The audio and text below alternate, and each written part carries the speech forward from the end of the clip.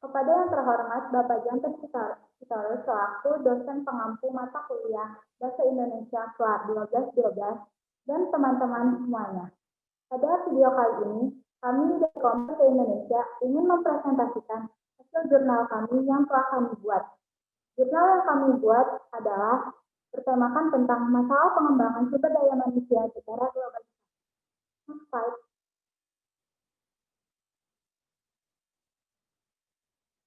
Dan berikut adalah nama anggota-anggota kelompok kami. Nama saya Bima Maheswara Mulyono. Nama saya Elika Shalom. Nama saya Febrian Nicholas. Nama saya Jovandi Wijaya Saputro. Nama saya Kyundi Wijaya. Nama saya Randi Masan Paru. Dan saya Taristiona. Next slide. Latar belakang kelompok kami memilih jurnal ini yang bertemakan judul ini karena dalam kondisi sekarang ini di era globalisasi 4.0 ini, pengembangan sumber daya manusia sangat penting dan sangat diperlukan. Guna pengembangan sumber daya manusia ini diperlukan agar karyawan-karyawan yang ada dapat bersaing di era kompetisi internasional. Dan juga pengembangan sumber daya manusia sangat penting sekali, karena apabila memiliki sumber daya yang berkualitas, maka dapat memajukan suatu perusahaan tersebut. Dan apabila memiliki sumber daya yang berkualitas pun bisa mendapatkan nilai jual yang dapat berguna di dunia industri nanti yang diperlukan.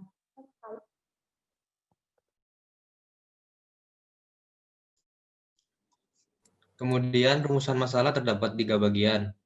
Yang pertama, mengapa sumber daya manusia sangat penting untuk diperhatikan.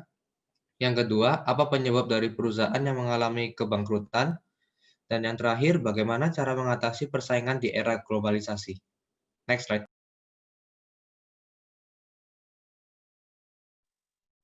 Tujuan dan manfaat penelitian dari jurnal yang kami buat yaitu tujuan membuat jurnal ini yaitu untuk membahas masalah pengembangan sumber daya manusia agar dapat bersaing di era globalisasi. Dan juga manfaat dari penelitian ini adalah perusahaan dapat menggunakan jurnal ini sebagai pengembangan sumber daya manusia yang dimiliki oleh perusahaan, sehingga perusahaan dapat menemukan orang yang tepat dalam memilih sumber daya yang dia pilih agar berguna dan berkualitas bagi perusahaannya.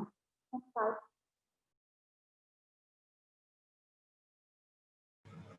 Selanjutnya adalah pembahasan tentang pengembangan sumber daya manusia, yang dimana bisa kita lihat kondisi krisis ekonomi di Indonesia terhadap sumber daya manusia, yaitu pada tahun 1997 di kawasan Asia mengalami krisis ekonomi, sehingga berdampak sampai di Indonesia.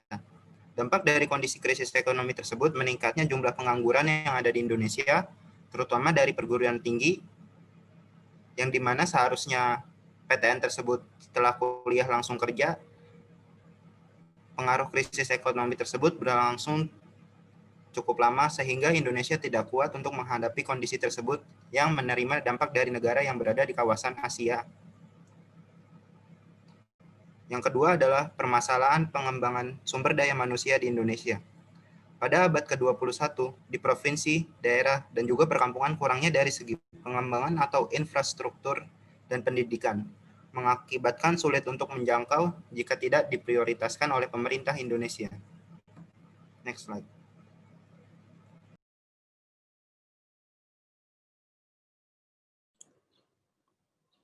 Selanjutnya, metode penelitian. Di sini metode penelitiannya yang digunakan dalam jurnal ini adalah kualitatif. Hal ini dibuktikan dengan banyaknya kalimat penjabaran yang disertai penjelasan. Salah satu contohnya ada di halaman 11 paragraf kedua. Berikut penjabaran tentang metode pendekatan human capital, yaitu kapital intelektual, kapital sosial, dan kapital lembut. Next slide.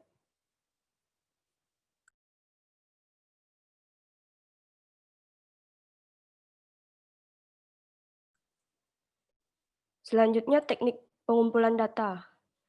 Kondisi kualitas sumber daya manusia Indonesia menurut data Indeks Pembangunan Manusia atau Human Development Index atau HDI, yaitu suatu survei tahunan yang dilakukan oleh United Nations for Development Programs atau UNDP tentang Indeks Pembangunan Manusia Indonesia mendapat skor pada tahun 2003.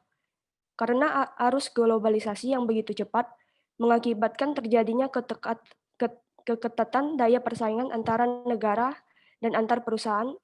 Oleh karena itu, harus mampu beradaptasi dengan persaingan yang menuntut adanya sumber daya manusia yang berkualitas. Next slide. Pembahasan jurnal kali ini ada 3, yaitu kondisi SDM di Indonesia, pengembangan SDM, dan yang ketiga, usaha pengembangan kualitas SDM.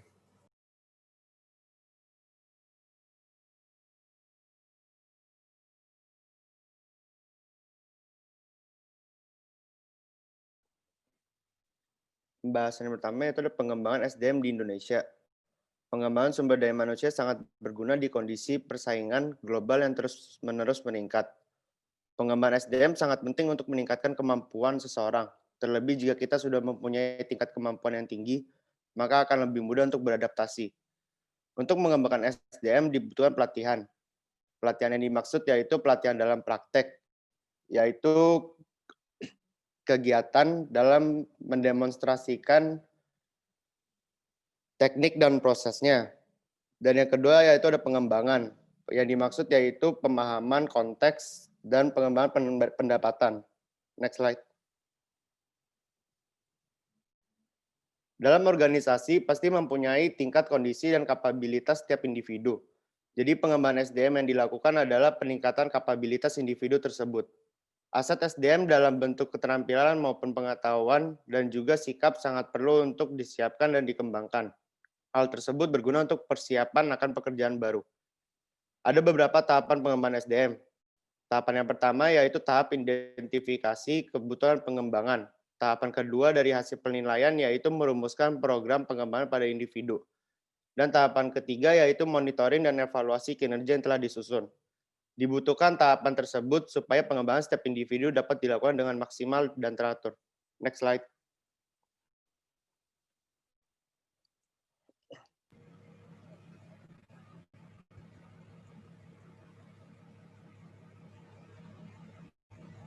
Kondisi sumber daya manusia. Permasalahan sumber daya manusia yang menjadi perhatian di organisasi, pengembangan sumber daya manusia di aspek pemerintahan, manfaat sumber daya manusia di era globalisasi saat ini, dan yang terakhir, efek pengembangan kualitas bagi organisasi. Next slide.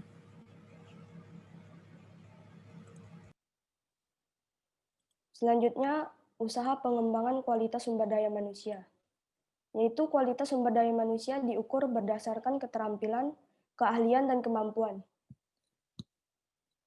Selanjutnya, peningkatan kualitas sumber daya manusia dapat ditingkatkan dengan pendidikan formal, pelatihan kerja, dan pengembangan pengalaman kerja. Metode pendekatan human capital terdiri dari kapital intelektual, kapital sosial, dan kapital lembut.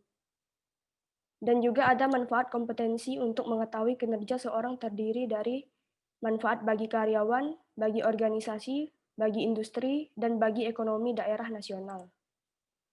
Next slide. Kesimpulan dan saran. 1. Memiliki rencana yang strategis dalam bagaimana mengembangkan sumber daya manusia yang dimilikinya. 2. Harus dapat melalui 3 jalur utama, yaitu jalur pendidikan formal, jalur latihan kerja, dan jalur pengembangan atau pengalaman di tempat kerja. 3. Penerapan pembelajaran dalam organisasi dan pengembangan sumber daya manusia berbasis kompetensi. Saran bagi yang memiliki masalah dalam pengembangan sumber daya manusia adalah untuk mengevaluasi kembali ketiga aspek tersebut dan mengintrospeksi secara luas di mana area-area yang kurang efisien.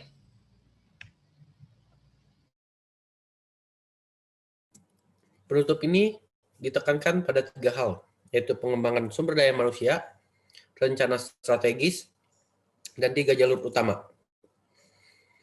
Pengembangan sumber daya manusia merupakan suatu hal yang sangat penting dan harus diperhatikan baik bagi organisasi bisnis maupun bagi organisasi publik agar dapat beradaptasi dan bersaing di era globalisasi ini. Suatu organisasi harus memiliki rencana strategis dalam upaya mengembangkan sumber daya manusia yang dimilikinya. Dapat melalui 3 jalur utama, yaitu jalur pendidikan formal, jalur latihan kerja, dan jalur pengembangan atau pengalaman di tempat kerja. Penerapan organisasi belajar dalam organisasi dan pengembangan sumber daya manusia berbasis kompetensi. Next slide. Inilah hasil presentasi dari kelompok kami. Terima kasih kepada Bapak John Tersitorus dan teman-teman semua yang telah menonton video presentasi kita. Terima kasih.